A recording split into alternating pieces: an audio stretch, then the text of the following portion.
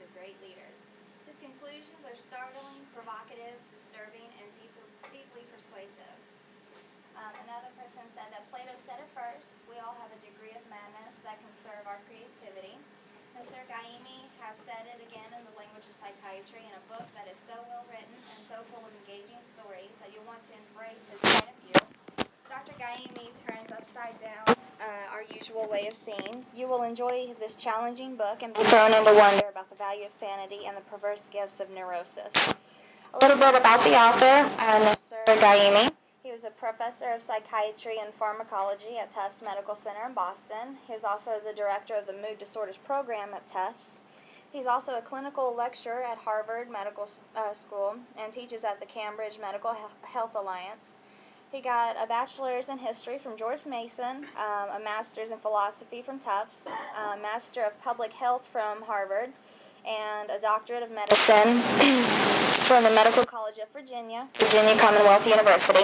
He's also board certified in psychiatry and neurology and has published over 100 scientific articles and over 30 scientific book chapters. Here's the outline. First, we're going to talk about the inverse law of sanity, then creativity, realism, empathy, resilience, treatment, mental health, and finally what I learned. The book opens with the inverse law of sanity, and most of us make the basic assumption that sanity produces good results while insanity doesn't produce good results. And Italian psychiatrist Cesare Lombroso says that insanity equals genius, while Francis Galton says that sanity equals genius. In the book, Gaimi takes Lombroso's side and says that insanity equals genius. And the book argues that in certain circumstances, it's insanity that produces good results, while sanity is actually a problem. And of course, different kinds of leadership is good for different situations. And the book really emphasizes that non-crisis leaders, they are suitable for ordinary times.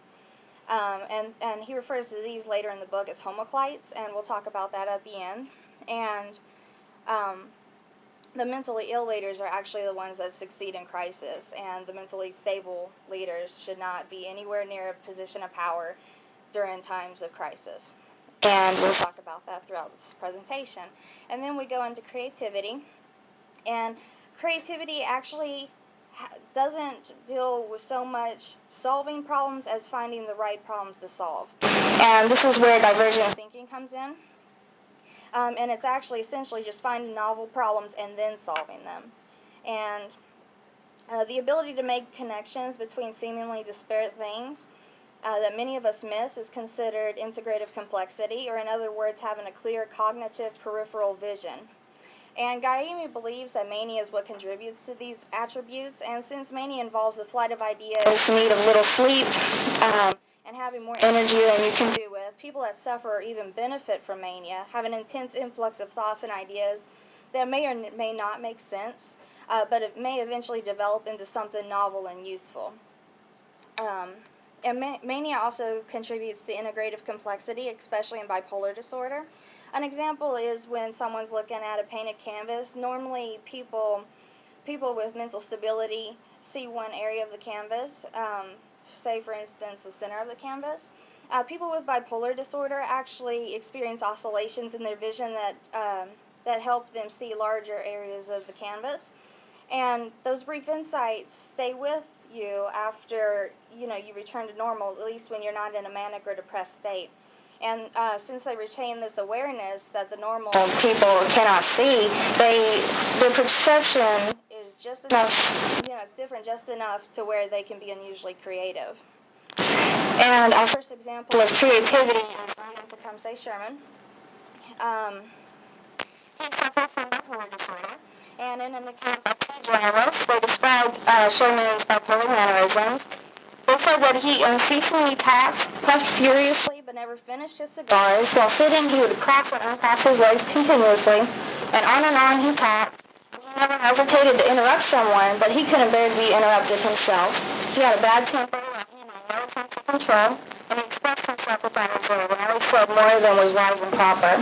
However, his mental illness ultimately served him well for the purpose of warfare.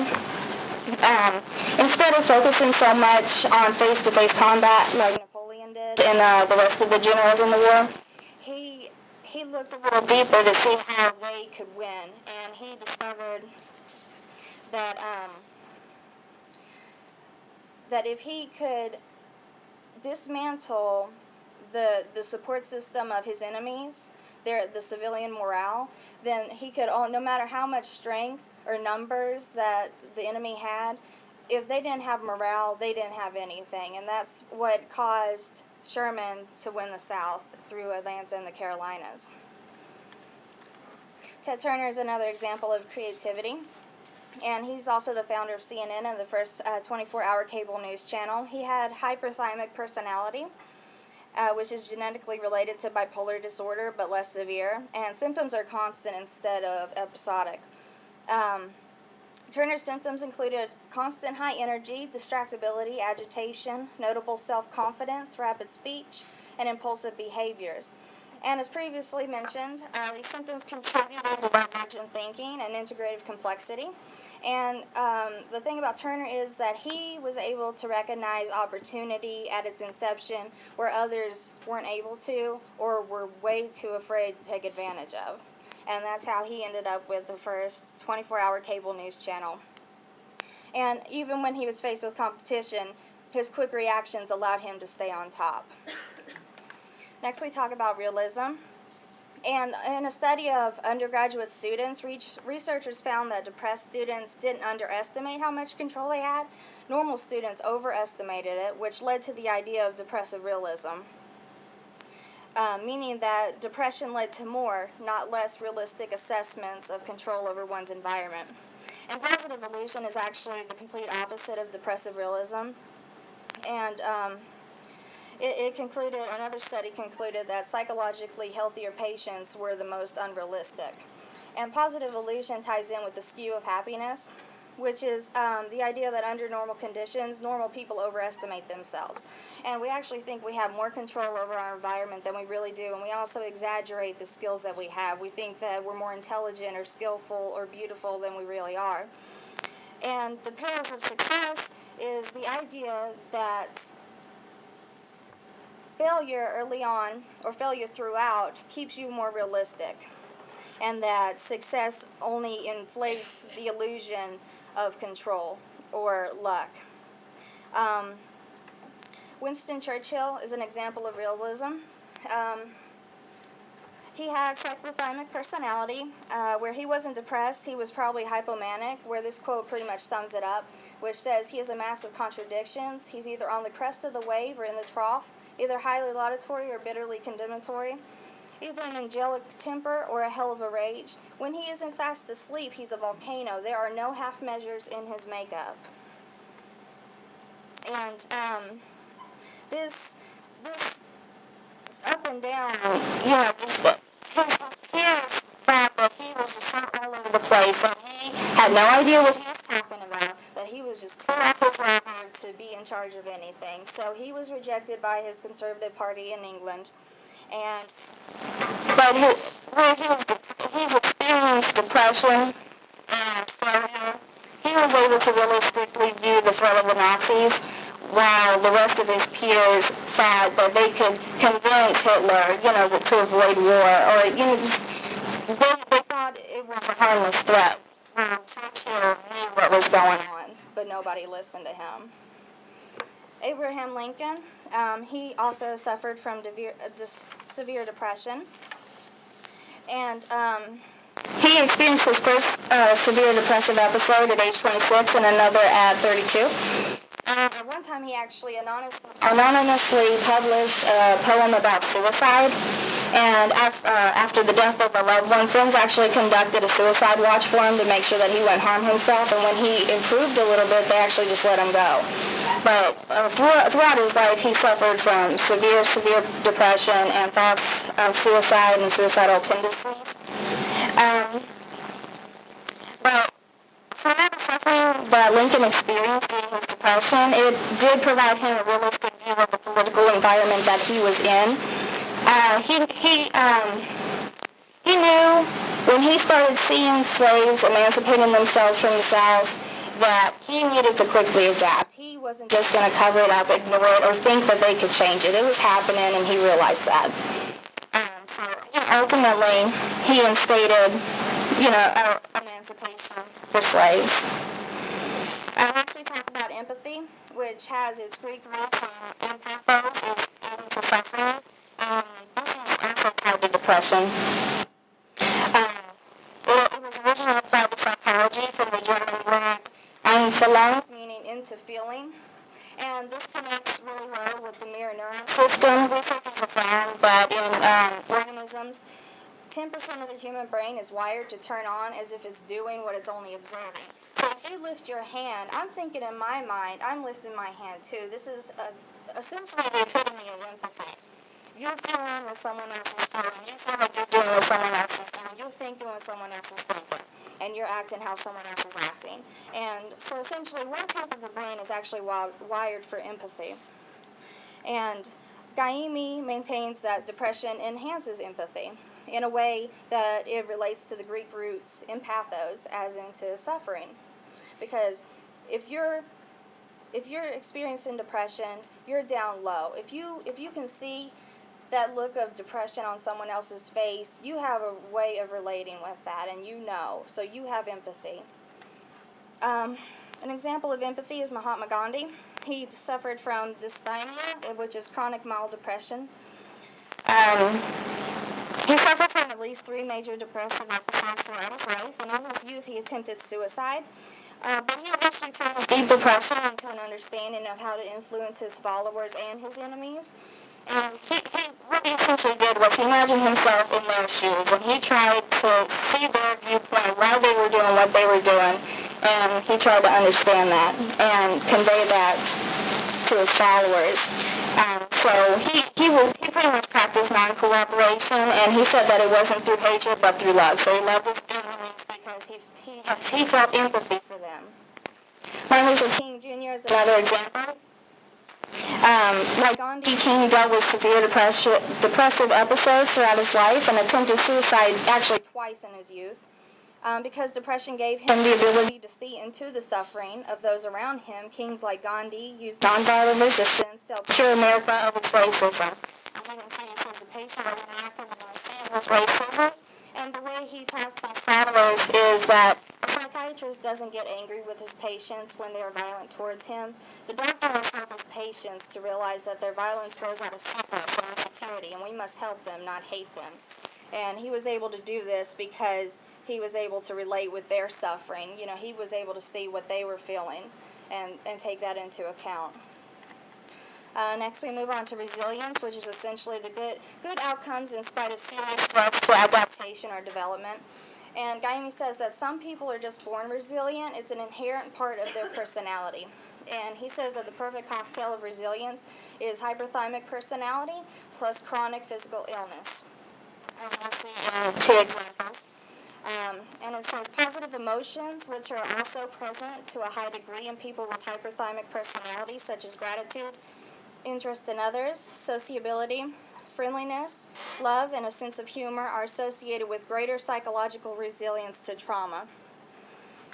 Our first example is Franklin Delano Roosevelt. And from the people that knew him, everyone said that he had a first-rate temperament. He had a renowned sense of humor. He was hyperverbal and energetic, open-minded and keen, and he liked nothing better than a new idea. He was a great conversationalist. He loved people. He loved to socialize. He just always full of energy, always on the go. But in 1921, he developed polio, which paralyzed him from, the waist down. And for someone that is always on the go, always moving, always doing something, when you're confined to that workplace, you all of a sudden find yourself just in one place. You can't do what you used to do. That usually dampens your spirits.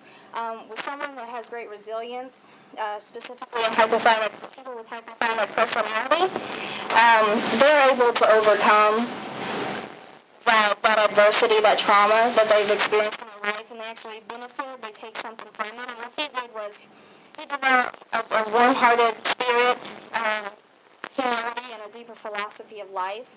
So, in essence, his trauma helped him form a stealing effect where he essentially had armor.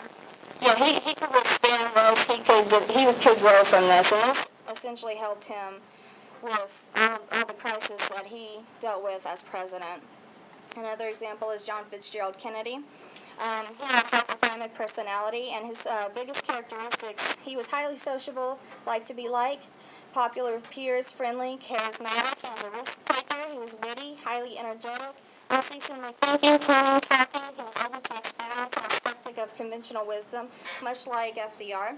But as most people know, he did suffer from Addison's disease and other immune disease illnesses. So he was in and out of the hospital very frequently, almost all the time for his youth. And there were actually times when the doctors thought that he was going to die. And just like FDR, that kind of brings somebody down. You lose your spirit. But because he had a hyperthymic personality, that helped him safeguard himself against this crisis. And, he applied that to his leadership. Next, we talk about the treatment, and we revisit John F. Kennedy.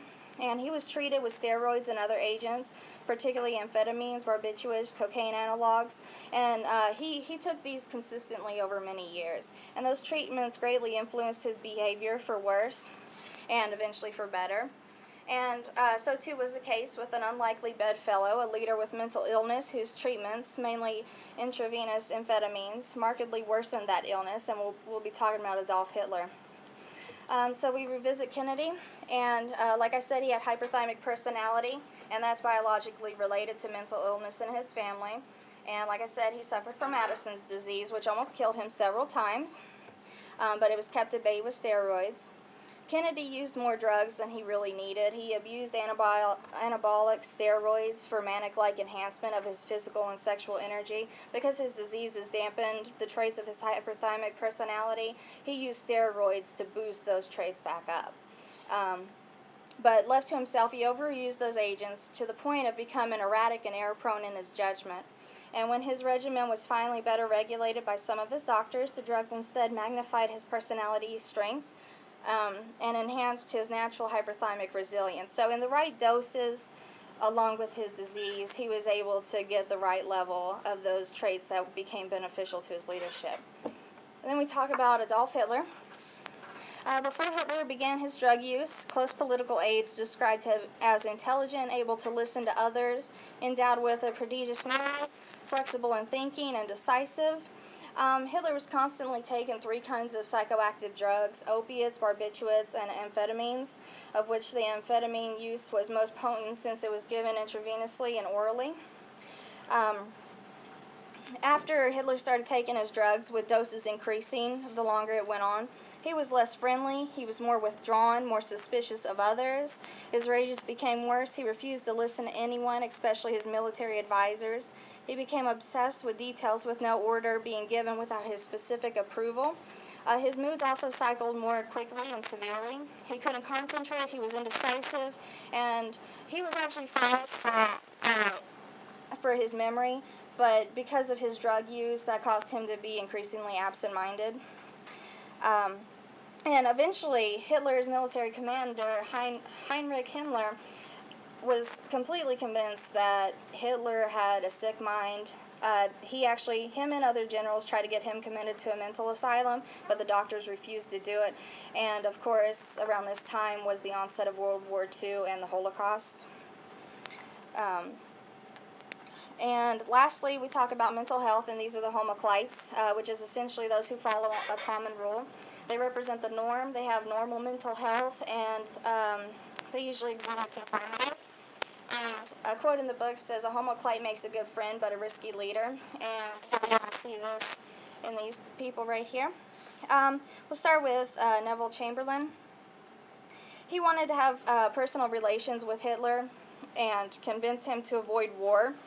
Like I said earlier, he was overly optimistic and didn't realistically view the threat that the Nazis posed.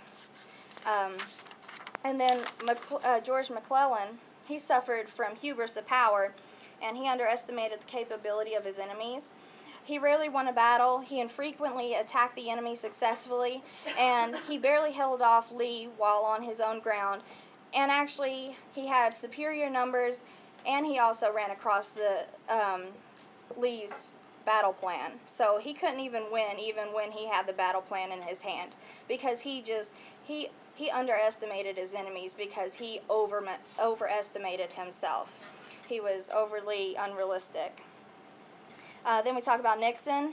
When times got tough, he couldn't humbly admit his errors. He could not realistically see the limits of his power, and he could not weather the stress without succumbing to a typical normal human response, blaming others rather than himself, as you saw in Watergate. Then Bush, during the 9/11 attacks, his mentality was, they attacked us, so we must attack them. And Bush blindly led America into Iraq and Afghanistan. And when we didn't find the weapons of mass destruction, he did what any normal person would do, or that's what the book says. We try to find reasons to stay. So we stayed longer. And Blair was similar with the 9/11 attacks. He reacted in the same fashion. And, just like Bush, he lacked the integrative complexity and couldn't offer alternative perspectives and methods for handling the 9/11 crisis. And lastly, the Nazi leaders. They actually found in studies that the Nazi leaders were actually homoclites. They were mentally stable. And they akin them to normal Kansas state troopers. That's pretty hard to imagine. Anyway, what I learned was mental illness doesn't mean that one is simply insane, out of touch with reality, or psychotic. The most common mental disorders usually have nothing to do with thinking at all, but rather abnormal moods, depression, and mania. And despite the stigma that can come along with mental illness, it can prove to be useful, enhancing qualities that improve leadership efficacy, creativity, realism, empathy, and resilience. And with mania and depression being the biggest contributors. And there are different kinds of leadership for different contexts. Homoclites are suitable in ordinary times, and are suitable in times of crisis. Anybody have any questions?